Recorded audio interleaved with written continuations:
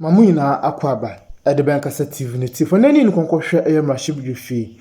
Now air mashibri fee bad tankers say I honorable kings for Sumanu Bagbin Tifo or matching the dinding and yasam kitua with a financial loss to the system, which means to upon at a free sika of a 5.4 million Ghana cedis at Tifo and yasam kitua.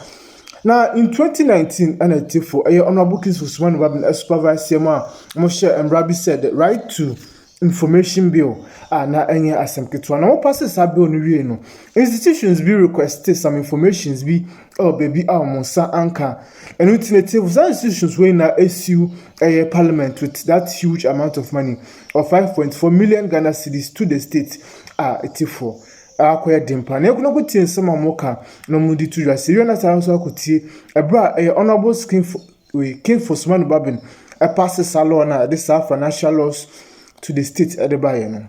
This is a landmark achievement. The passage of the list of violators of the law is long and includes oversight bodies such as the Commission on Human Rights and Administrative Justice, ßrèak, which is yet to pay a fine of 30,000 cedis. The Judicial Service of Ghana, also yet to pay a fine of 100,000 cedis. The Attorney General's Department, also yet to pay a fine of 50,000 cedis. The Public Procurement Authority, PPA, also yet to pay a fine of 100,000 cedis. The Ghana Police Service, which has paid 450,357 cedis. The Ghana Audit Service, which has paid 60,000 cedis.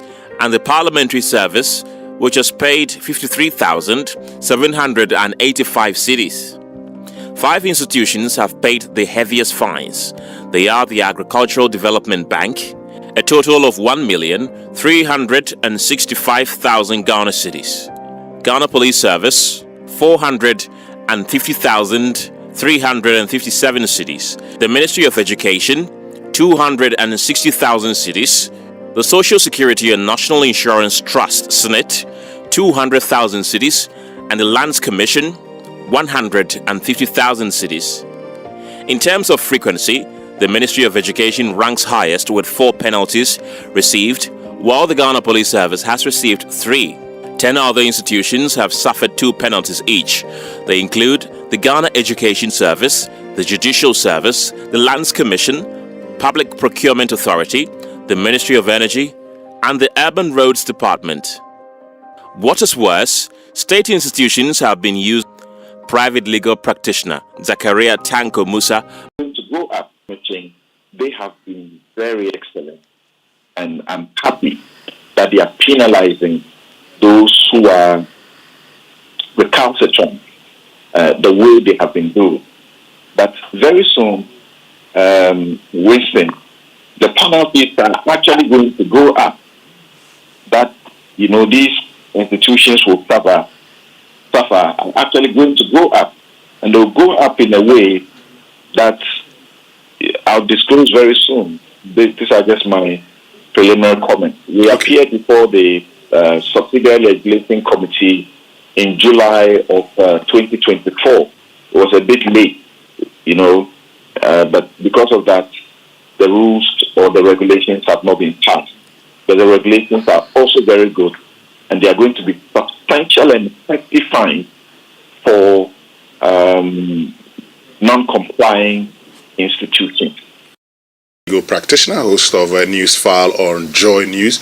We know the role he played in the right to information, one of our foremost advocates. He's joining us via phone, and Esther Hulu is Programs Manager, Commonwealth Human Rights Initiative, also joining us on phone. Dr. Winifred Nafisa Mahama, Acting Director of the Information Services Department, is with us in studio. So good morning to you, Samson. Good morning to you, Esther. Hope you're all doing well. Fine, thanks for asking. Great. So let me start with you, Samson. And first of all, I just would want your general thoughts about the revelations in this documentary. Not that they are not known to me. I've been very familiar with them, and if you've monitored some of Samson's stake, in 2022, 2023, I kept, insisting that some things were being done wrong and we needed to do some things. I had called for the Attorney General, the Information Minister, and the President all together to show that they are not complicit in discouraging the use of the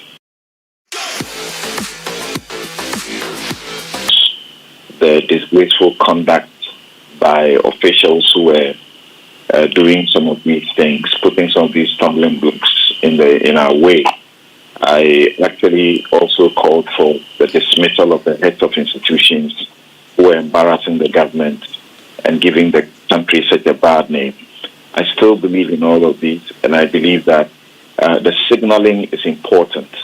We must make it as a central part of the KPI, which Pidopon Nkrumah sought to have done for all the institutions which are within the public space and liable to the RTI.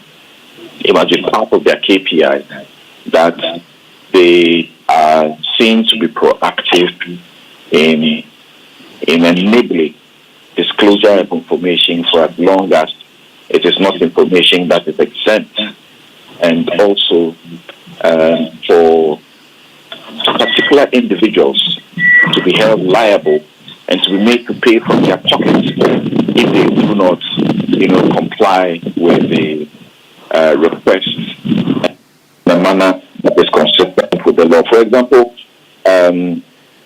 Occupy Ghana, after Sir John's will close that, the Achimota forest had been privatized, some people had bought land, began to find information from the Lands Commission.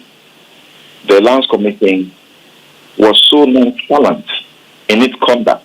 Eventually, the matter got to the RTS Commission. They were sanctioned with 100,000. And every day that you don't pay, you are, as it were, accruing more debt. They were giving some 14 days to comply. They were not. Occupy Ghana wrote to them every day for the 14 days, just so they will do the right thing. Multimedia Group has made RTI applications, and similar,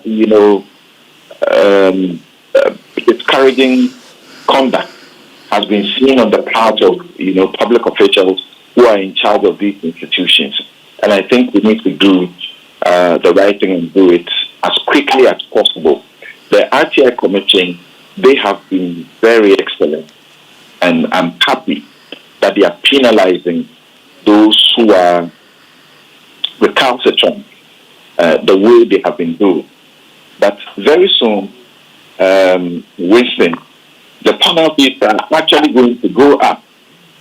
That, these institutions will suffer are actually going to go up.